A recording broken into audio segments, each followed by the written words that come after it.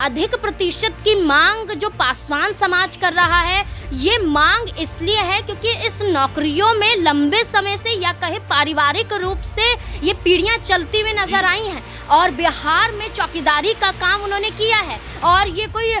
ऐसा मामला नजर नहीं आता है जिसके हक में समर्थन ना मिल सके। चिराग पासवान खुद कहते हैं कि सुरक्षा देने का काम ये पासवान समाज करता है और पासवान समाज के ही बलबूते पर आज चिराग पासवान, रामविलास पासवान, पशुपति पारस पासवान की बात करें वो मौजूद है, क्योंकि यहाँ पर भारतीय जनता पार्टी जातीय जनगणना के आधार पर कोई भी कदम उठाती नहीं है, लेकिन नीतीश कुमार की सरकार ने जातीय जनगणना बिहार में करवाई और इसके आधार पर ही ये सामने आया है कि आप किस वर्ग को लेकर कितना समझते हैं और किस वर्ग को लेकर नौकरियों में कितना आरक्षण आप देते हैं। तो यही मुद्दा पासवान समाज ने उठाया कि लंबे समय से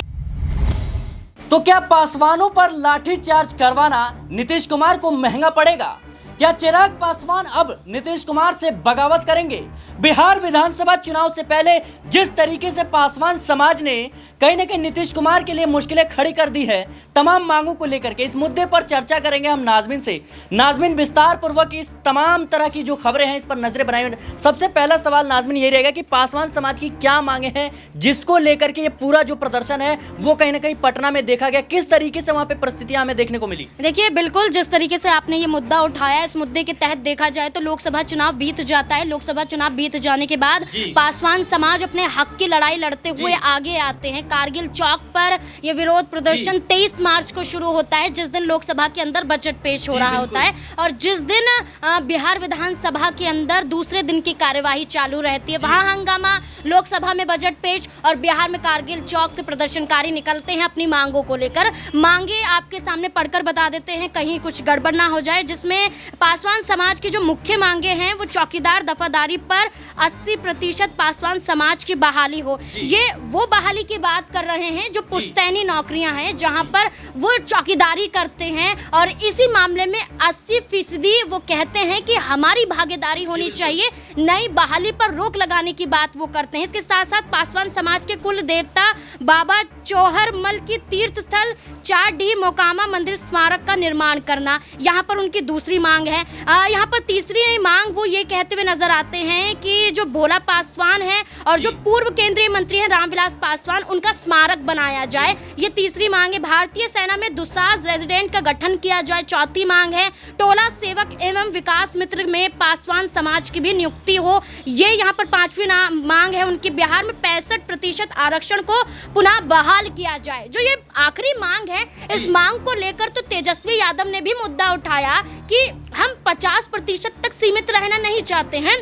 यहाँ पर ओबीसी वर्ग हो, SC ST वर्ग हो या अन्य पिछड़ा वर्ग हो, वो उन कैटेगरी में आता है और इनको कम से कम 65% आरक्षण तो मिलना चाहिए और यही मांग सदन के अंदर भी उठती हुई नजर आई। लेकिन पासवान समाज की सबसे मुख्य मांग है पुश्तैनी नौकरियों में उनको ही हक मिले और इसी को लेकर नीतीश सरकार के सामने गुहार भी लगाई गई। लेकिन जब उनकी मांगों को नहीं सुना गया, अनसुना किया गया, तो वो विरोध प्रदर्शन करने के लिए वो उतारू हो जाते हैं। नाज़मीन, एक अहम सवाल यह भी हो जाता है कि जिस तरीके से लगातार जो वीडियोस सामने आ रहे हैं कि पासवान समाज के लोगों पर कहीं ना कहीं लाठीचार्ज किया गया और जो परिस्थितियां हैं वहां पर देखा गया कि पासवान समाज काफी ज्यादा आक्रोशित नजर आ रहे हैं, खास तौर पर नीतीश कुमार को लेकर के भी, क्योंकि माना यह जा रहा है कि पासवान समाज है वो कह रहे हैं कि इसका नतीजा कहीं ना कहीं नीतीश कुमार को जो बिहार विधानसभा चुनाव है वहां पर भुगतना पड़ सकता है। तो क्या अब चिराग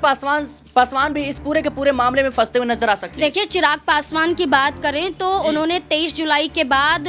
बिहार के मुख्यमंत्री नीतीश कुमार से मुलाकात की और मुलाकात के बाद वो ये कहते हैं कि जो उनकी मांगे हैं वो जायज़ मांगे हैं और उनका समर्थन मैं भी करता हूं और उनके समर्थन के लिए और उनकी हक की लड़ाई के लिए मैं भी उनके साथ हूं। लेकिन चिराग पासवान की बात करें, साथ रहने का दावा करना और हकीकत में साथ रहना जमीन आसमान का अंतर दिखाई देता है। जब किसान आंदोलन देखा जाता है बॉर्डरों पर, कितने राजनीतिक दल हैं जो उनके साथ प्रदर्शन करते हुए नजर आते हैं, चाहे एक दिन किया हो चाहे कुछ घंटों के लिए आए हो, लेकिन उनके साथ मौजूद नजर आए। आपका क्या मानना है, ये जो पूरा का पूरा प्रदर्शन है अब बिहार विधानसभा चुनाव से पहले बड़ा बनता हुआ नजर आएगा, खास तौर पर कहीं ना कहीं विपक्ष के लिए एक मौका है। देखिए क्योंकि यहाँ पर भारतीय जनता पार्टी जातीय जनगणना के आधार पर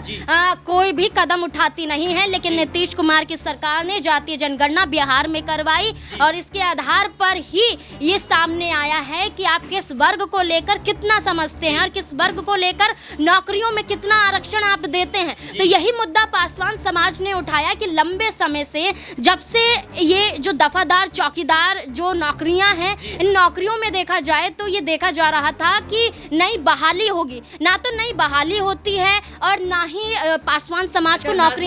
एक सवाल यह भी है कि जिस तरीके से जो दफादार चौकीदार ये नौकरियां हैं, ये कहीं ना कहीं पासवान समाज की पुश्तैनी नौकरियां हैं। यहाँ पर और जो कास्ट के लोग हैं उनकी भागीदारी कम करने हेतु और जो पासवान समाज है उनको 80% आरक्षण दे, ये कहीं ना कहीं मेन मांग है। देखिए 80% आरक्षण की मांग करना ये दर्शाता है कि वो इन नौकरियों पर कब्जा नहीं चाहते हैं, लेकिन 80% से 20% ऐसे भी हैं जिस पर नई बहाली भी हो सकती है और वर्ग के और समाज के लोग भी इस नौकरियों को पा सकते हैं। लेकिन अधिक प्रतिशत की मांग जो पासवान समाज कर रहा है, ये मांग इसलिए है क्योंकि इस नौकरियों में लंबे समय से या कहे पारिवारिक रूप से ये पीढ़ियां चलती हुई नजर आई हैं और बिहार में चौकीदारी का काम उन्होंने किया है और ये कोई ऐसा मामला नजर नहीं आता है जिसके हक में समर्थन ना मिल सके। चिराग पासवान खुद कहते हैं कि सुरक्षा देने का काम ये पासवान समाज करता है और पासवान समाज के ही बलबूते पर आज चिराग पासवान, रामविलास पासवान, पशुपति पारस पासवान की बात करें वो मौजूद है। लेकिन अगर उनकी हक की लड़ाई के लिए उनके ही वर्ग के नेता सामने नहीं आएंगे तो साफ तौर पर लाजमी है कि बिहार विधानसभा चुनाव से पहले ये पासवान समाज का विरोध प्रदर्शन कहीं उग्र होता हुआ नजर ना। पासवान, चिराग पासवान का आपने जिक्र किया, मैं आपसे एक अहम सवाल पूछूंगा कि क्या चिराग पासवान तमाम तरह की जद्दोजहद देखने के बाद अगर नीतीश सरकार उनकी मांगे पूरी नहीं करती है तो क्या चिराग पासवान जो है वो कहीं ना कहीं फिर से नीतीश कुमार के खिलाफ जो है बगावत करते हुए नजर आएंगे? देखिए नीतीश कुमार के साथ मुलाकात होना, नीतीश कुमार के जरिए आश्वासन देना, ये दर्शाता है कि चिराग पासवान अब बगावत तो नहीं करने वाले हैं। ऐसे वक्त पर जहां एनडीए ने उन्हें 5 सीटें दी, यहाँ पर जिद की गई, पशुपति पारस से भी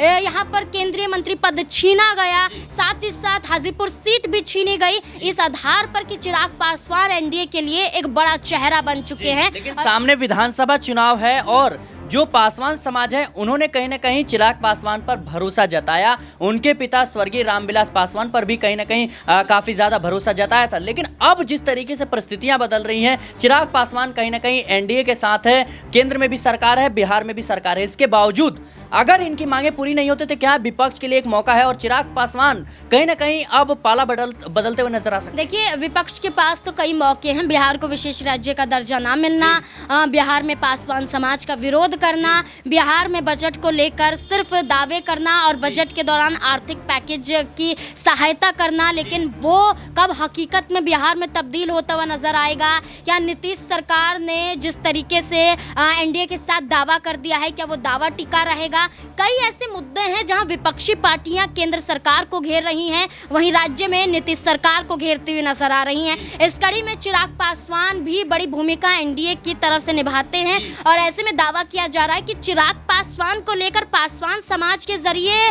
बगावत हो सकती है, लेकिन चिराग पासवान गठबंधन नहीं तोड़ सकते। लेकिन विपक्षी पार्टी यहाँ पर भरपूर फायदा उठाती हुई सिराज नजर आ सकती है। जी बिल्कुल, कहीं ना कहीं विपक्षी पार्टी भरपूर फायदा उठाता हुआ नजर आ सकती है, क्योंकि देखा जाए तो कहीं ना कहीं बिहार में विधानसभा चुनाव नजदीक है और ऐसे में पासवान समाज पर जिस तरीके से लाठीचार्ज का यह पूरा का पूरा मामला आया, हमारी सहयोगी नाज़मीन ने विस्तार पूर्वक बताया कि क्या मांगे हैं, किस तरीके से जो लोग हैं वो प्रदर्शन करते हुए नजर आ रहे थे, किस तरीके से लाठीचार्ज हुई और ये पूरा का पूरा मामला इतना ज्यादा अब कहीं ना कहीं आक्रोशित नजर आ रहा है कि पासवान समाज लगातार नीतीश कुमार और एनडीए के खिलाफ बयानबाजी करते हुए देखे जा रहे हैं। उनका कहना है कि इसका नतीजा कहीं ना कहीं बिहार विधानसभा चुनाव में देखने को मिल सकता है। हालांकि सवाल अभी भी है कि जो चिराग पासवान नीतीश कुमार के खिलाफ लगातार बयानबाजी करते थे, नीतीश कुमार की नीतियों पर सवाल उठाते थे, नीतीश कुमार के खिलाफ कहीं ना कहीं मोर्चा खोलते थे, अब वही नीतीश कुमार के साथ मिलते हुए नजर आ रहे हैं और जिस तरीके से ये दोस्ती का नजारा हमें देखने को मिल रहा है, क्या चिराग पासवान पासवानों की मांगे पूरी करवाएंगे या फिर बगावत करेंगे? बिहार की राजनीति में अभी भी यह बड़ा सवाल है। फिलहाल के लिए इस रिपोर्ट में इतना ही। देश और दुनिया की तमाम खबरों के लिए बने रहें नेक्स्ट 9 पॉलिटिकल बाइट के साथ।